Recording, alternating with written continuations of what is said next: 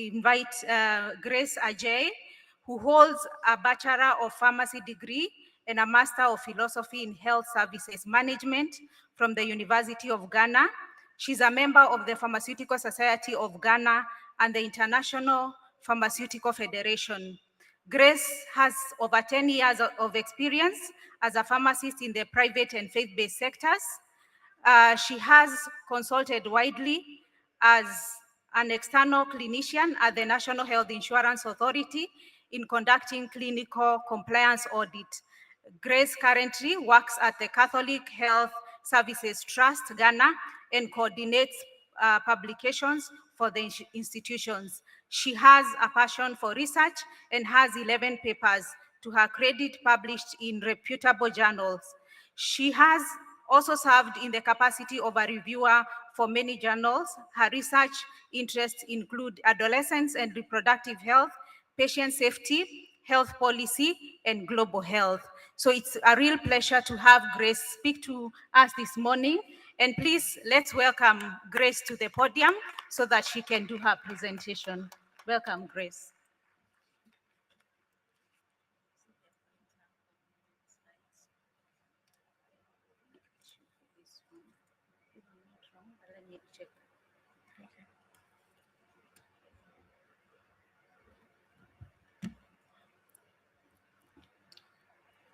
Good morning once again.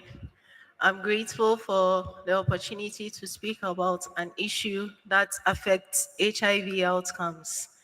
This morning, my presentation will highlight on why it is important to integrate mental health in HIV service delivery.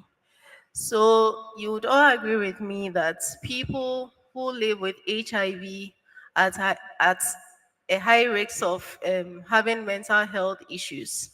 And research has shown that the common mental health disorders that they experience include depression, anxiety, and post-traumatic disorders. With regards to depression, it has been found that about the prevalence rate among people living with HIV is about 24% compared to the general population, which has 3% prevalence rate. And this is because when they receive the diagnosis for HIV, it triggers a lot of reactions. People have shock, they have fear, and also experience anxiety. And people who are also diagnosed or they are living with HIV have suicidal thoughts. And within the 3 months, the first 3 months when they are diagnosed, and that is the riskiest period, it has been found that about 40% of people who are living with HIV are at risk of having suicidal thoughts. What then triggers the mental health issues among people living with HIV/AIDS? And one of them is psychosocial stresses and then stigma. We know that people often gossip about these people, and then the friends that they had initially, people tend to withdraw. They are excluded from their social programs, they experience discrimination. And also, these people, with regards to themselves, they experience some low self esteem and then they have a feeling of shame. All these become stresses and then it triggers anxiety and then depression among people living with HIV. Also, aside having or being diagnosed with a condition, they're also experiencing poverty, being unemployed. It also triggers a lot of mental health disorders. Imagine not having transportation to visit the health facility for your medication and also having to depend on people for your meal. It causes a lot of frustrations and then the self-dependence also make them get a low self-esteem. We also have our healthcare infrastructure also causing a lot of issues. Um, in our low and middle income countries, we have a lot of health facilities that have limited resources to be able to deliver mental health care. And a lot of mental health professionals are not many in these facilities. We found that in some countries, we have about 0.05 psychiatrists covering about 100,000 population. that is a lot of work for them to do. So we see that there is a gap in there. And for the general healthcare practitioners to be able to step in, they do not have the adequate training to be able to also step in their shoes. They have insufficient training to deliver the care. In our various health systems too, the HIV clinics and then the mental health units operate in silos. The patients may usually have to be referred from one unit to the other to be able to receive the care. And usually they have a lot of, their data is not even moved from this side to the other side. They would have to create a folder or the new information system for them. The care is not coordinated. And even referring the person to the mental health unit, you are not sure whether the person would even go or not. So they usually miss appointments and then their condition also may worsen. Looking at the issues with having mental issues and then also having HIV, why is it important to integrate mental health care in our community-based HIV programs? This is because people who are living with HIV and having mental issues are more likely not to take their medications. So they will come to the clinic and then you see that this time their medications they didn't take, you talk to them. The next time they come back, they receive backlash from the healthcare provider. It gets to a point that the people even drop out of care. Sometimes the healthcare providers even fail to identify that this person may actually be going through something. So once they drop out of care, their condition worsens because the viral load will also not be suppressed, and then the condition will keep going on, and then their quality of life will also be reduced. You also have people engaging in risky behaviors and then spreading the HIV. By the time we realize and find them and bring them back, their condition would have really deteriorated. So it is really important that we need to include mental health care in community-based HIV programs. And so far, we've achieved some progress. And what we've actually seen is that there is a growing global policy. Several health bodies, like the WHO and the UNAIDS, have recognized the link between mental health and then HIV outcomes. They've recognized that it is important to include mental health care in um, the healthcare delivery for patients who are receiving care for HIV. And because of this, a lot of guidelines are including mental health screening and also counseling and then treatment for people with HIV. In Ghana, we have a mental health policy that also calls for decentralizing, integrating, and also ensuring that we bring down mental health care to community based. So we need to move just outside the psychiatric hospitals or units that have been labeled as psychiatry units and bring it down to include home-based care, primary health care facilities, and also the traditional practitioners. And that is what is currently happening in Ghana. We've also have a lot of countries in low and middle income countries doing routine screening for people with living with HIV. They include mental health screening using validated screening tools, and then they either refer them to care. And as I mentioned previously, we have seen that um, the mental health professionals are inadequate, and then the general practitioners may also not have adequate knowledge to be able to step in. So for many countries, we are having tax shifting, having to train a lot of people who are not just mental health professionals, they are lay counselors and other healthcare providers to be able to provide that psychosocial support that people with HIV need. And recently, we've also seen that a lot of health or digital tools are also coming up. We are able to use mobile application, we use phone calls, SMS, and text messages to be able to deliver care to people who are living with HIV. So instead of referring them to mental health clinics or mental health unit, they are actually able to receive care via the mobile application.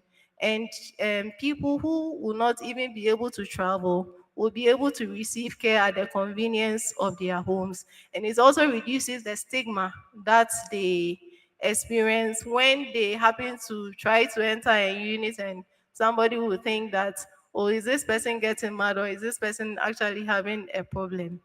That also has eliminated that issue.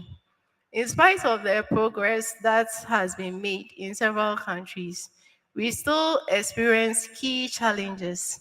And one of the challenges that we face is funding gap. We see that a lot of the funding cover for separately for just HIV care and does not cover for mental health services.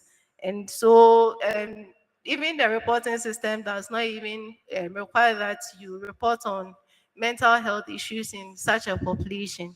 And this is becoming a challenge for somebody who may not even have have money, and also to be able to pay for mental health services. That would be an issue for the person. And even though a lot of policies or global bodies have called for inclusion of mental health care in HIV care, we see that we still experience fragmentation in the healthcare. We have institutions still having to refer patients to mental health units to be able to receive care. And the patient may have to go on a separate day, it may not even be the same day that the person has to see the professional. The patient may have to go home and come back. And that person may not even have the transportation to come back and come and see the doctor. And that is creating a lot of issue. In Ghana, even though our policy recognizes that we should integrate the mental health in primary care and also in people have living with HIV and receiving care, we still have that gap, especially with people living in rural areas being able to access the care. The lack of coordination of care makes it hard for patients to receive continuous care, and also they miss appointments, and then by the time we realize their health outcomes are poor. And then one other challenge that we experience is the high workload of community health workers.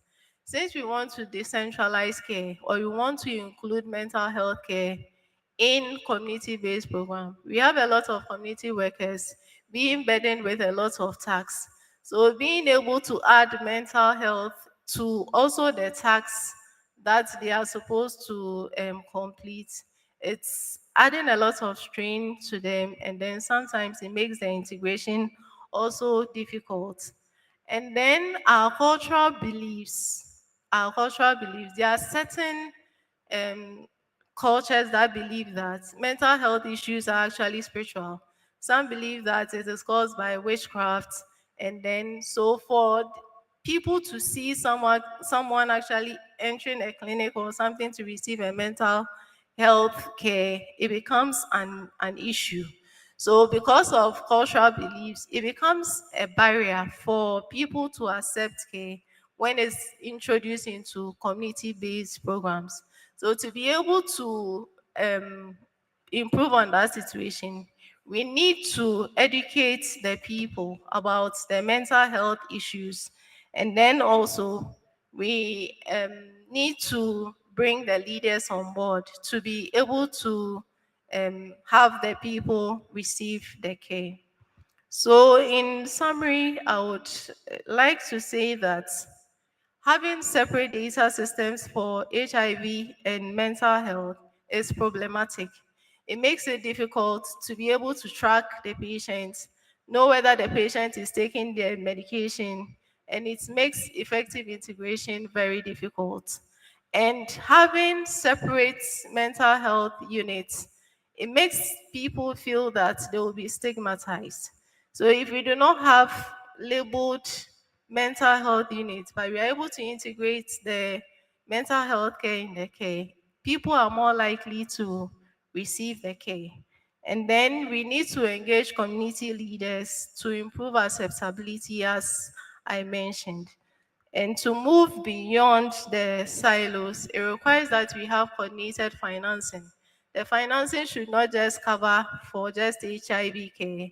It should also include mental health services.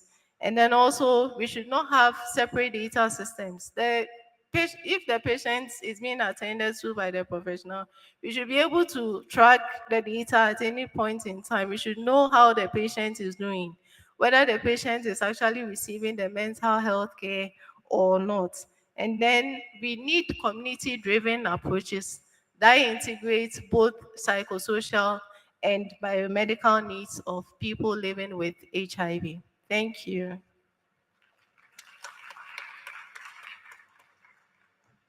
Thank you so much, Grace, for such a comprehensive presentation. And she's been able to let us know the challenge of integration, the importance why we need the integration, the progress we have made this far at the global level, but also specifically in Ghana, and also the challenges and how to mitigate these challenges. And that was really an amazing presentation. We are going to hear to the next presenter. And as I said, today is a faith-based sector day, another yet person from the faith sector. This is Dr. Alex Muhereza, who is the Senior Advisor of Health Programs at Africa Christian Health Association platform. He is a public health professional with over 15 years of experience in reproductive, maternal, and child health. He has led high impact initiatives in challenging environments in East, South, Central, and West Africa, leading to significant improvement in reproductive, maternal, child health programs. He is passionate about health systems analysis, social determinants of health, and strategic partnerships between public and private sector, including faith-based health systems. Dr. Muhereza is the team lead for health programs at the Africa Christian Health Association platform, ACHAP, an umbrella organization for Christian health associations with membership in over 30 African countries. The ACHAP's mission is to provide support for health systems of its members to achieve their mandate. Welcome, Dr. Muhereza, to give your presentation.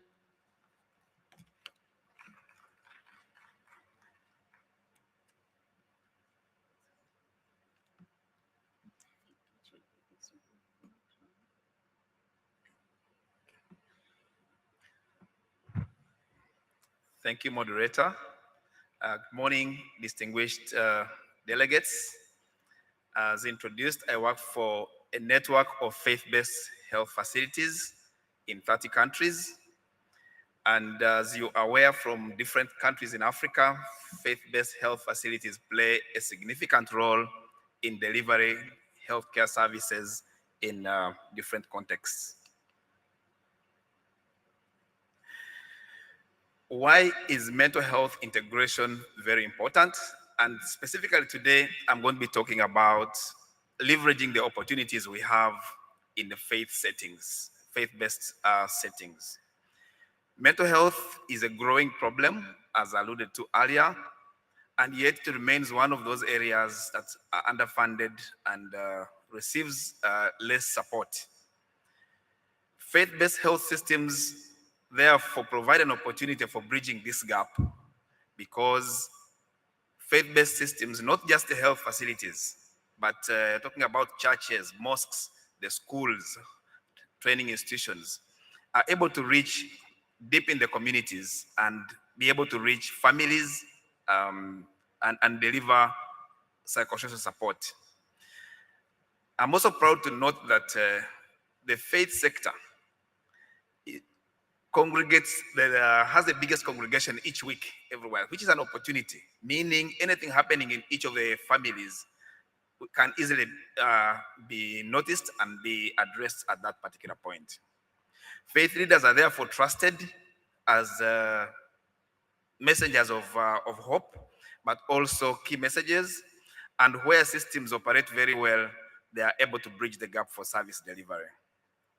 And with the challenges happening within the systems, therefore, we must look at all the available resources within our networks and take advantage of them.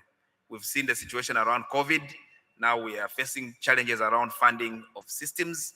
Therefore, it's a good opportunity to step back and reflect on some of these challenges.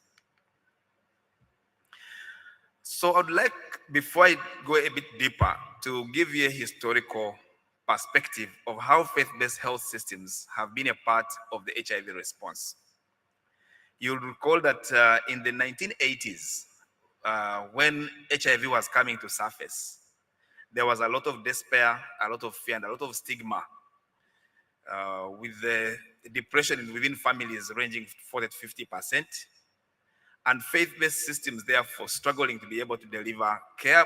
But also at that particular point, what I need to highlight is that faith-based systems were among the systems that drove stigma and discrimination at that time and judgment.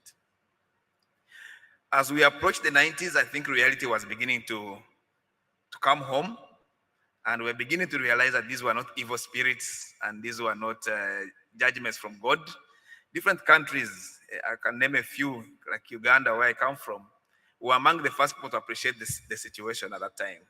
And therefore, the faith-based system took the leading role of providing psychosocial support to families that were afflicted. But stigma was very high at that particular time. So home-based care was really the main approach to care. Later, as we approached the late 90s, we saw the coming of ARVs, and so there was a lot of hope, but still the ARVs were not accessible. But thanks to the support from PEPFAR and other efforts, Global Fund and other efforts, as we approached the 2000s, there was a lot of push to try and help alleviate the situation by making sure access to ARVs as the life-saving interventions were happening. The church continued to play a big role, but I need to highlight something here, that there was a big push to scale up ART access. We drew back on the psychosocial support. Those of you who have been in the HIV programming for long, you know, there was that whole thing of surge. Let's identify more people and put them on treatment. Once we do, then it will be both preventive but also care. And there was not so much funding for psychosocial support. But as we drove from the 2010 and towards 2020 and thereafter, we're seeing clinics that are struggling now to care for patients within the clinic settings, and therefore they need to rethink the approach of saying, can we go back to rethinking community structures? And so you'd hear structures like differentiated service delivery for services to be able to address most of this. And this came as a result of the growing need of mental health challenges, but also caring for a growing population that was now successfully on treatment, that was stable, that needed to be supported. So I call upon this morning, I call upon all of you to go back to your faith-based institutions and charge them to get back to the original plan of providing holistic care to support the biomedical interventions. And as alluded to earlier, mental health is a very complex issue, both in African settings, but particularly so in the settings of people living with HIV and AIDS. At an individual level, at society level, but also in terms of institutions that are delivering care. I'm also bringing in an issue of the age transitions. As we have a growing population of people living with HIV, there are also mental health issues that have been left behind as people transition from childhood to adolescence to adulthood and as they age gracefully. And so those are all complex issues that need to be looked into. from the aspect of emotional support, clinical support, social support from the communities, as well as clinical settings to be able to support people to cope and live productive lifestyles. Faith as a platform that is practiced across board has played a double-edged sword. On one hand, it has been one of the key aggravators of challenges around mental health in HIV settings, with moral judgment, focusing on prayer as the only healing mechanism.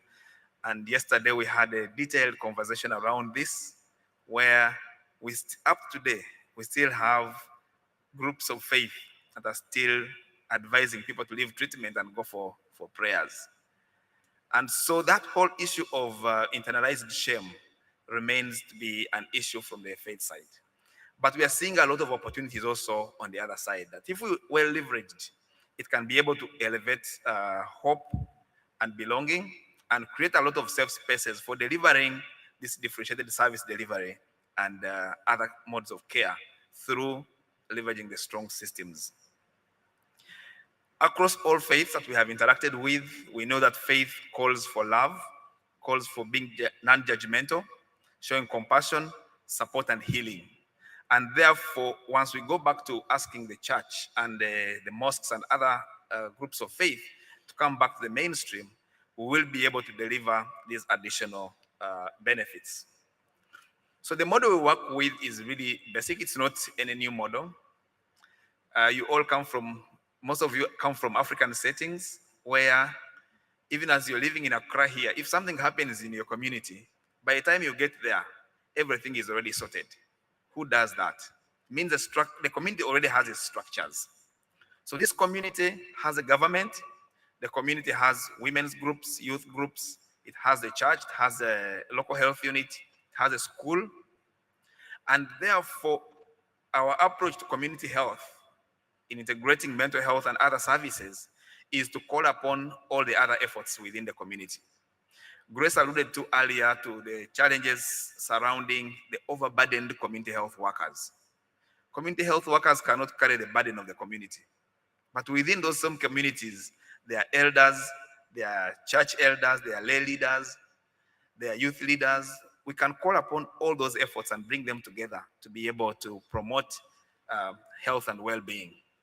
So these are the different groups that we could call upon, and therefore we need to recognize them at national level and other structures to bring them into, to provide that support.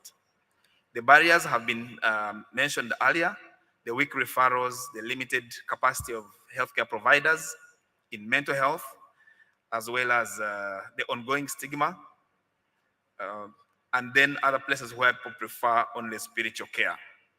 The aspects around data is very key, and Grace mentioned earlier that the definition of mental health is also part of the problem. The HMIA system, the systems for collecting health data, do not sufficiently collect that data. And so maybe also in terms of the definition of what mental health is in Africa, needs to be able to be looked into. So I would really like to leave you with a few reflections here. Number one is, how do we continue to address the health disparities for mental health in the different communities? The aspects of gender, the gender issues. We know that in the past couple of years, the focus has shifted on finding men to get into care. Men have been lagging behind. I think even up to now, I think the statistics for men is still very poor. And so we need to be able to address gender issues related to mental health in HIV. I mentioned earlier age transitions from childhood. As we focus on PMTCT, caring for those who are positive and childhood, they transition into adulthood. They are going through a lot of mental health issues. And so they need to be looked into carefully. And as we know, most mental health services are concentrated around urban settings. How do we then go deep into the communities to extend some of these good services there? We know that overall, trained healthcare workers in mental health are very few, about 2 in about 100,000, which is a very huge gap. We also need to be able to reflect on mental health for service providers. Sometimes we think of mental health as only clients on the other side, but healthcare workers also struggle with mental health and HIV within the service providers. How would we care for the carers and those who care for the clients?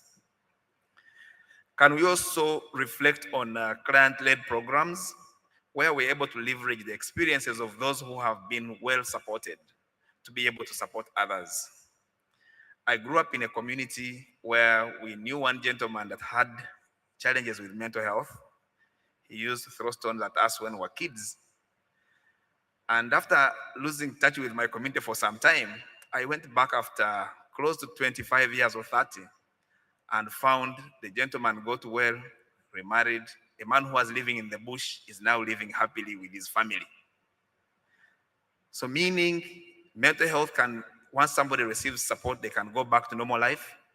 But how do we leverage some of these lived experiences for people who have come out of it to be able to support the ongoing work? So it's a reflection for us to continue thinking about.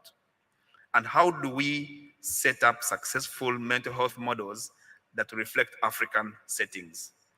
Where I come from, defining mental health is a difficult thing. It's until somebody goes onto the extreme of the spectrum that we will identify somebody as being a mental health client.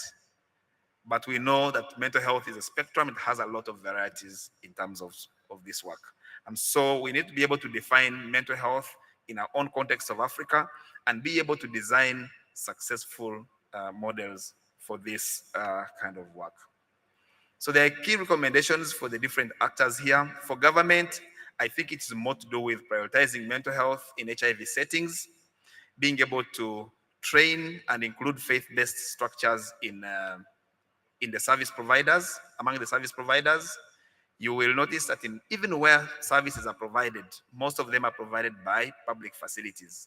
Very few healthcare facilities in the faith sector deliver this work, and yet they reach to about 30 to 60% of those in the rural areas. For the academia, I think there's a lot of work that needs to be done in terms of understanding faith-linked mental health models that can be able to be delivered within African settings.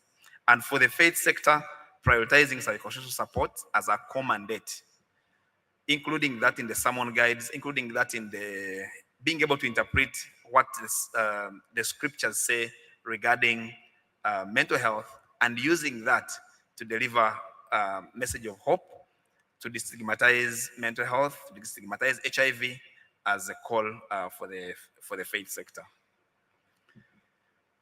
Linking faith sector, communities, and clinical care will therefore continue to contribute to increasing the dignity, the healing, and the hope of the people. For Christians, you know in John 10:10 that the Holy Book says, I came that they may have life and have it more abundantly. And so for people who live with HIV and people who live with mental health, they need to be able to live with hope, with dignity, and live a very fruitful life. I thank you.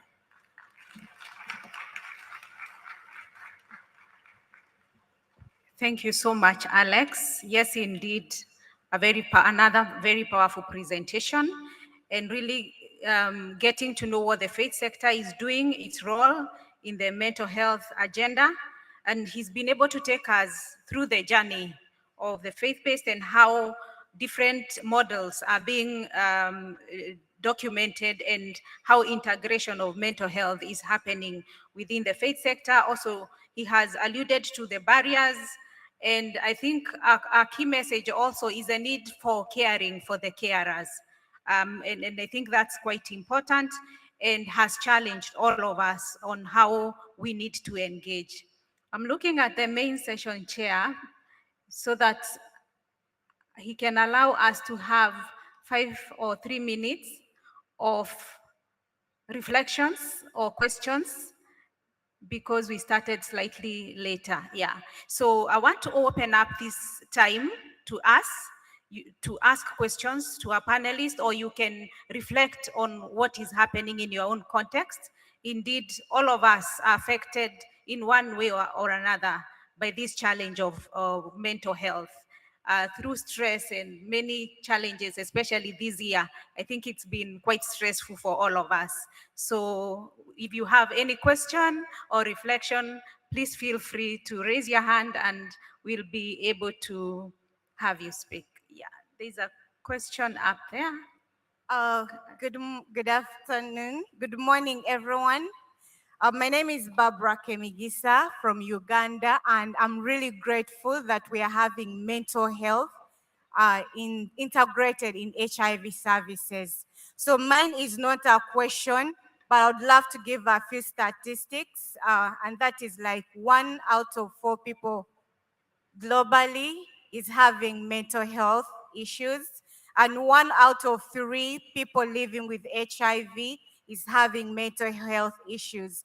This we discovered recently because we started group support psychotherapy as healing spaces for young people living with HIV. Unfortunately, we realized that we've created a lot of labeling spaces where we say this is for young people living with HIV and making young people shun coming in this. But with group support psychotherapy, we are saying young people come, and we have group support psychotherapists who go through 8 sessions with each group to make sure that these young people are healing together. I think one of the biggest challenges we've been having is one-on-one counseling, where you find the counselor is also sick. Like he is saying, who is healing the healer? So you find the counselor also has a lot of going on in their lives. They end up not giving quality counseling, but they also have a huge queue that they won't give enough time to the person. But with group support psychotherapy, we realize you're not getting answers or help from just one person, but from the entire group. And even for those that reach the cancer and they're like, do I really open up to this person? They feel safe to open up on their issues because other people are sharing. So I just thought I should share that to add on to what they've presented. Thank you so much. Thank you so much. Please, we'll keep it short so that we can have a few more reflections. So we can start behind there. The 2 hands were up earlier, and then we'll come in front. Yeah. Okay. All right. Good morning, everyone. My name is Funke Olabosinde. I work for Atlan Alliance, Nigeria. Mine is like a comment and also a question. Thank you to all of you for that very detailed presentation. I want to ask, we are talking about mental health integration. I want to ask if there is something you can share that can also help us also on our own program. We implement for women and girls who use and inject drugs, and we're actually integrating mental health. And these are girls that are left behind. These are girls that their everyday life is actually emergency. Their everyday life is actually each one issues to the other, lack of social welfare and all that. Is there anything you can share on your program to show how you are actually integrating mental health program and how you are able to also reach out to this community? Because these are girls who have adolescents. Among these girls who have adolescents who are HIV positive, who are pregnant, and who are on a daily basis injecting drugs. So I just want to know if there are strategies you're using to get to these girls and also to be able to lead them and create access to other services for them, including sexual and reproductive health services. Thank you. Thank you. Thank you. I'm Samuel Isaac Antuane from Ghana Service Savannah region. My challenge with the presentations that I've listened to is to say moving away from silos. But we know that globally TB and HIV commodities drugs are free. In this case, mental health drugs are not free. What are we doing globally to ensure that we also, if not free, but reduce, such that at least we're able to integrate them well? Because if somebody is mentally ill and is not able to take his medicines well, and in this case get HIV or TB, you can see the complication that the person will go through. What are we doing? Thank you very much. Thank you. Okay, thank you very much, presenters, for that very contemporary topic, mental health. My name is Ochonye Bartolome, and I work with Heartland Alliance in Nigeria. My first question is around how to curb the excesses of some faith-based institutions where they actually cause a lot of torture and bodily damage in the bid to provide mental health solutions to individuals. Some of the pictures and videos are actually horrible. If you see what people come out worse because of some of those excesses. What are you doing to address that? The second question is about the structures we have, and I think that goes to Dr. Grace, around the structures we have to be able to actually integrate mental health systems, not just in theory, but in practice. An individual coming into the system is supposed to access mental health evaluation, even probably before seeing the experts and all of that. So, what the structures we have here, and I think you alluded that some of the mental health facilities are even outside of other health structures that are built. So, how do we advocate for policy and also commitment, because it will require a lot of funding, training, and all of that to achieve the structural issues that will lead to effective and efficient integration of mental health into HIV and other healthcare services. But thank you very much for drawing our attention to all of this. Okay, thank you. Let's have the last comment or question. We first address those, and then I'll check whether we have any more time. Okay, I'm told there is no more time. Okay. Thank you. I wanted to congratulate the panelists and the moderator for this important session. My name is Gracia. I work for the World Council of Churches, and we are working both in HIV and in mental health. We are going to publish a theological manual on HIV and mental health, I hope by January, and this is going to address these two topics with faith lenses. We are going to make it public. I also wanted to remind you that the World Health Organization has just updated their guidelines for the care of people living with HIV, and they specifically mention mental health and diabetes. So we can Google this. These are online. We should study this and continue doing this work in order to respond to all those faith leaders that still don't have the information, like the gentleman was saying. And if we can help you in that, we are very happy to make it happen. Thank you, thank you. So we will hear from our panelists, and then we will conclude.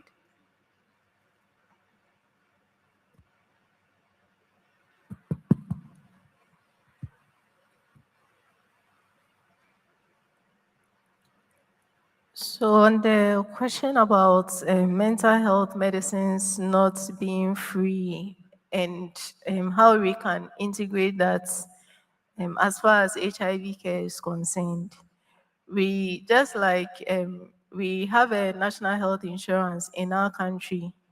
So just like we've advocated for certain conditions to be on health insurance, our patients are able to access HIV medicines for free. So we can advocate that the mental health medicine should also be included on health insurance so that the patient will be able to access the medication. Even if it can be subsidized for them, it will be fine, but we can advocate for it on health insurance so that it will be covered. On the other question about our health structures, we have units being labeled on as mental health, and then how do we integrate for mental health care in HIV? And what I would say is that we can train the staff that we have to be able to screen for mental health in the patient that they see, to the people living with HIV. So they will have routine screening. But instead of having the mental health unit outside, the health professional who actually may need to refer to a health person as far as treatment is concerned. So the person can be within the premise, And then they can, using digital health, they can contact the person to come in to attend to the patient, or they can do a remote service. I think telemedicine is not something that we actually have embraced in the country, but there are certain organizations that are actually employing telepsychiatry. They are able to deliver mental health services to patients. So we can also look at that as far as policy is concerned, delivering mental health services using the digital tools that we have. Thank you. Thank you so much. I'll just talk about the models for adolescent girls and young women. I think somebody mentioned it, Barbara Kemegisa, you mentioned something about group support. That we've seen work very well because we know that our health systems are not designed to receive young girls who are pregnant, let alone the ones who are injecting drug users, and therefore creating safe spaces within our health facilities, within our areas of faith, to be able to allow young people to interact with themselves and also to surface their challenges and have them addressed. So there's not just one model, but I think the cross-cutting one is where we allow safe spaces for young people to interact and provide them the support based on the needs that they have. In terms of the overall approach to integrating mental health has been us who work in the faith to be able to work with the groups, the Christian health associations and their affiliate interfaith, interreligious councils to push government to integrate mental health into routine care, where there's national health insurance to be able to provide some of those commodities on the national health insurance lists, and where there's no insurance to continue advocating for integrating mental health in the primary health care package that is happening. There was a question around the harm caused by faith leaders in a bid to provide care. Like I mentioned earlier,